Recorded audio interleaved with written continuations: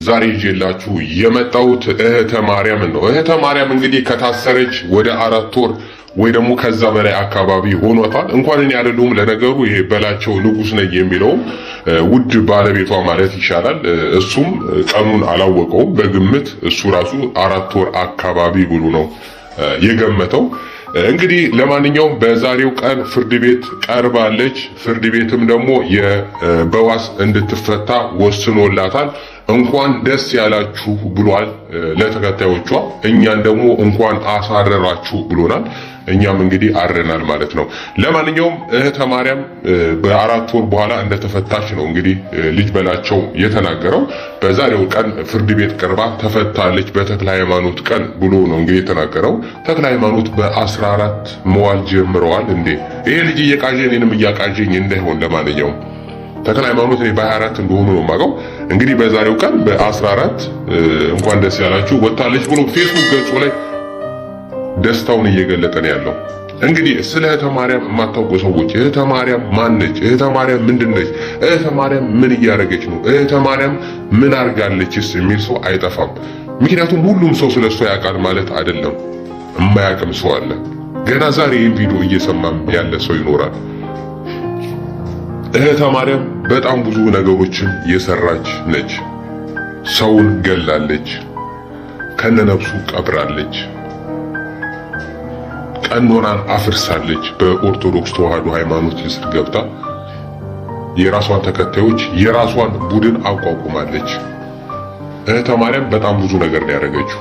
እንደውም ይሄ አሁን 4 ወር ሙሉ ስለታሰረች ነገሩ ተዘገየ ወይ ደግሞ እየተረሳ መጣ እንጂ በጣም ብዙ ነገር አድርጋለች። ስለሷ የተቆረቆሩ ሰዎች ብዙ ነበሩ። ከዛ መሃል ላይ አንዱ ጀዋር መሐመድ መታሰር የለባትም ብሎ ሲናገር ነበር። እንግዲህ አሁን ወጣለች። እሷ ደግሞ ጀዋር መሐመድ መታሰር የለበትም ብላ ትወጣ ይሆናል። ለማንኛውም ልክ የሷን ድምጽ እንደሰማው እኔም ጉንፋን ይዞኛል።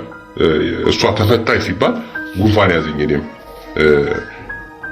ስለዚህ የዚህ ጉንፋንም ዋናው ተጠያቂ እሷ እህተ ማርያም ልትሆን ትችላለች። እህተ ማርያም በነገራችን ላይ ወደ ቁም ነገሩ ስንገባ ብዙ ነገሮችን አርቃለች። ቤቷ ሲፈተሽ አጽም ተገኝቷል። ቤቷ ውስጥ አጽም ተገኝቷል። ጸበል አለ ትላለች።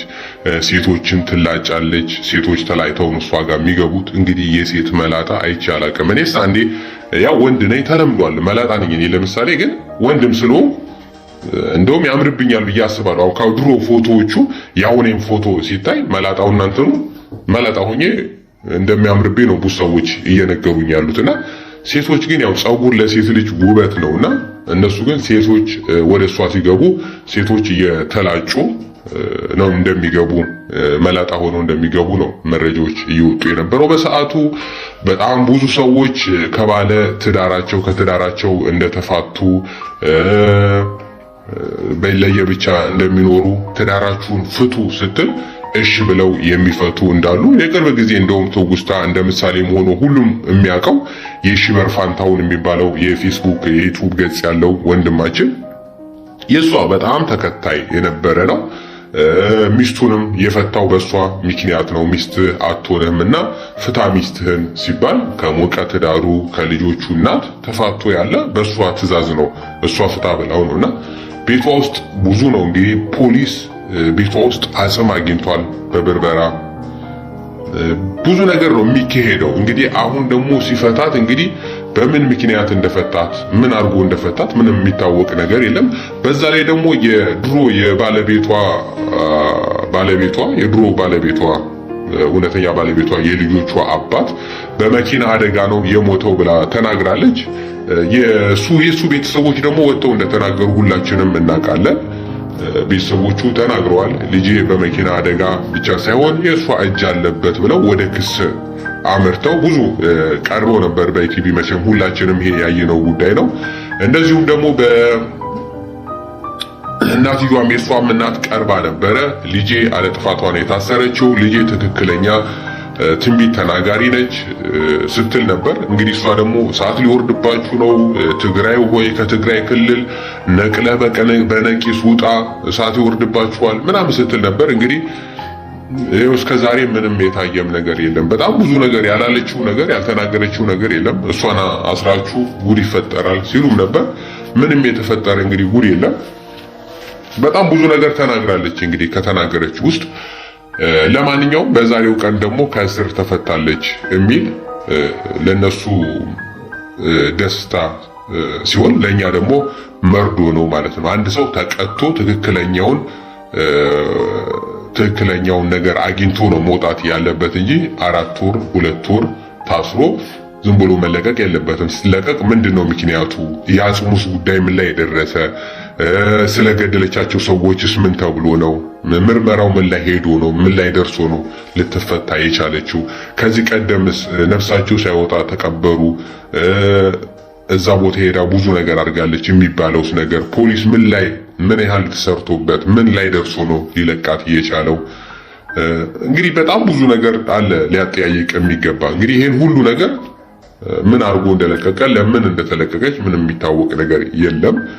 ተጣርቶ ሁሉም ነገር አርጋ እውነት አላረገችም እንዲህ ነው ብሎ ትክክል ምንም ወንጀል ሳይገኝባት ከሆነ እሰየው። ምንም ወንጀል ካልሰራ መታሰርም የለበትም ብዬ አስባለሁ። ግን እሷ የሃይማኖት አባቶችን ወጣ ትሳደባለች። ይሄም የታወቀ ነው። ቪዲዮ አለ ፊት ለፊት ላይ የተለያዩ ነገሮች ማታረገው ነገር ማሰራው ነገር የለም። ጾምን ፈታለች። አላግባቡን የፈታችው ፋሲካ ጾም ሰዎች እየጾሙ እያለ ነው እሷ መሀል ላይ ጾም ተፈቷል ብላ ማማት ላይ ነው መሰለኝ እንደውም ጾምን ፈተው ሲበሉ ነበረ። እና ብዙ ነገር ብቻ በሃይማኖት ውስጥም በኢትዮጵያ ኦርቶዶክስ ተዋህዶ ሃይማኖት ላይም ብዙ ነገሮች ያደረገችው ነገር አለ። እንደዚሁም ደግሞ በሰብአዊነት ደረጃ በሰዎች ላይም ብዙ ያደረገችው ነገር አለ። እንግዲህ የዓይን እማኞች ብዙ ያሉትም ነገር አለ። ምስክር የሰጡ ሰዎች አሉ። እሷንም ወክለው ደግሞ የተናገሩ ትክክለኛ ሰው ነች ብለው የተናገሩ ሰዎች አሉ። እንግዲህ ብዙ ሊመረመሩና ብዙ ሊጠየቁ የሚገቡ ነገሮች ነበሩ። እንግዲህ ፖሊስ በዚህ ጉዳይ ላይ ምን ላይ ደርሶ እንደፈታት ምንም የሚታወቅ ነገር የለም። አሁን ግን ልጅ በላቸው ንጉስ ነኝ ብሎ እሱም ከዚህ ቀደም ታስሮ እንደነበር ሁላችንም እናውቃለን። ንጉስ ነኝ ብሎ እንግዲህ በፌስቡክ ገጽ ላይ ያው እየቃዠ ያለ ወንድማችን ነው። ትምህርቱን ወደ ዩኒቨርሲቲ በሄደበት ሰዓት ላይ ነው እንግዲህ የዩኒቨርሲቲ ትምህርቱን አቁሞ ነው እሷን መከተል የጀመረው። በፌስቡክ ላይ እስቲ አሁን እንኳን ትንሽ ነፍሶበታል። ያው ነገሩ ድሮም ልጁ ንፋስ ነገር ነው፣ አሁንም ነፍሶበታል። ግን ንጉስ ነኝ ብሎ እሱም ያው የሚከተል ልጅ ነው። እሷም ደግሞ ትነግሳለህ፣ ኢትዮጵያን ታስተዳድራለህ ብለዋለች። እሱም ምናልባት ከአብይ ቀጥዬ እኔ እነግስ ይሆናል ወይ ደግሞ ከዛ በኋላ ብሎ ሲናገር ሁላችንም አይተነዋል። ራሱን እንግዲህ ንጉስ ነኝ ብሎ ነው ሲል እስካሁን ምንም የተገለጠለት ወይ ደግሞ ምንም እንትን ያለው ነገር የለም። እንደው ከዚህ ቀደም መንገስህን በምንድነው የምታውቀው? ንጉስ ነኝ ልትል እንዴት ቻልክ? ምንድነው እሱ መስፈርት ተብሎ በተናገረ ጊዜ እህቴ ዱቄት ተሸክማ ወፍጮ ቤት ሄዳ ያንን ዱቄት አስፈጭታለች የሚል መልስ ነው የሰጠው። እና ዱቄት ሳይፈጭ ታዲያ እንጀራ እንዴት ተጋግሮ ሊበላ እንዳሰበ ምንም የሚታወቅ ነገር የለም። እንግዲህ ሁላችንም እንደምናውቀው እንጀራ የሚጋገረው ዱቄት ተፈጭቶ ነው። እና አንድ ሰው ሄዶ ዱቄት አስፈጨ ማለት እንግዲህ በላቸው ንጉስ ነው ማለት ከሆነማ እኔ ስንት ጊዜ ነው በህልሜ ጓደኞቼ ራሱን ሲያስፈጩ ያዩትና በተለይ ንግስት ሊሆኑ ነው ማለት የሴት ጓደኞች አሁን ብዙ ጊዜ ሲሄዱና ወፍጮ ቤት ሲያስፈጩ ያለው ንግስት ሊሆኑ ነው ወይስ እኔ ንጉስ ሊሆን ነው? እና ትንሽ አስቸጋሪ ነው ነገሩ። ሰዎች ያልተረዱት ነገር አለ። አሁን ጊዜ ለነገሩ ሰውም ጭፍን ነው፣ ተከታዩም ብዙ ነው። ብቻ አንተ የሆነ ነገር ብቻ ይዘህ ተነስ፣ አለቀ፣ ይከተላል ሰው በራሱ ማሰብና በራሱ አቋም መራመድ ያቃተበት ጊዜ ነው ያለው። አሁን እኔ በእርግጠኝነት እኔ እንደዚህ ነኝ ብዬ ዘራፍ ብዬ ፊት ለፊት ላይ ብነሳ በጣም ብዙ ተከታዮች ይኖሩኛል። ምንድነው የሚታሰበው? ከኔ ብቻ ሞራንና የመነሳት ሞራንና ከኔ የድፍረት ይሄ ሌላ አስተሳሰብ ሌሎችን ነገሮችን ያለማዳመጥና በራሴ ብቻ መውጣት ብቻ ነው የሚያስፈልገው። ተከታይ ነፍ ሰው ይከተላል፣ ችግር የለውም። ለምን ሰው ቆም ብሎ አስቦ አመዛዝኖ ክፉ ነው ይሄ ደግ ነው ብሎ የሚከተለው ነገር ላይ አይደለም ያለ ነው። በቃ በረው በጭፍን ብቻ ሂድ፣ እንደ ከብት መነዳት ላይ ያለ ነው። አስቸጋሪ ጊዜ ነው። እንግዲህ አሁን ደግሞ ተፈታለች። ምን ታረግ ይሆን ከእንግዲህ ወዲያስ?